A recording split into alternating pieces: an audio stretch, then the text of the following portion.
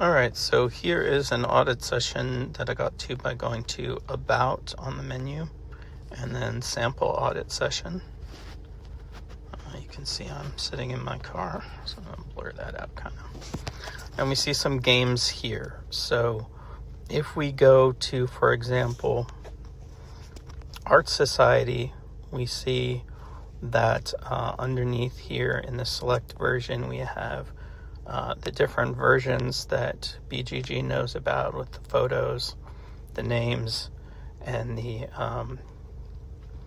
languages and publishing years. And we have these circles here. This one is red, but about, about a fifth maybe filled for Art Society English Edition. So there's some confidence that this game is Art Society English Edition, so we can select that.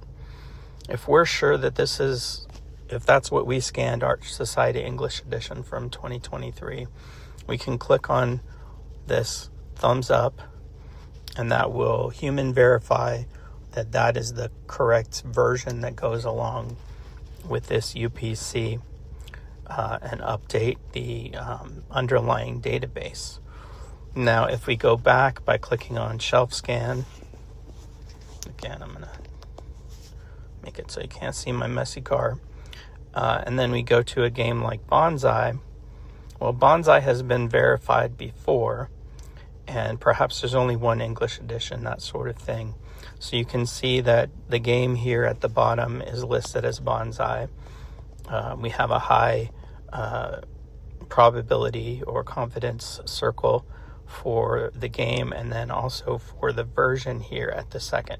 So at this point, I can go, and these are already in my collection, but if I didn't have it in my collection, didn't have that update and collection list, that I'd just click on the add, and that would add that to my collection. So that is the two different ways that you might see something as far as whether it has the version and how you would select the version.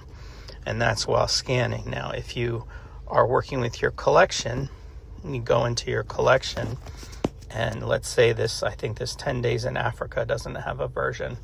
You can actually filter out things you own and then things that have a version, and that's this 3E icon. So that one is ones that have a version. Click it again and make it red, and that's things that don't have a version. So then if I click on, for example, 10 Days in Africa, I can go down here to English Edition 2009, let's say that's the version, and I can click set, and that will set the version in BGG for that game in my collection. So those are the different ways you can select the version as part of scanning or managing your collection with ShelfScan.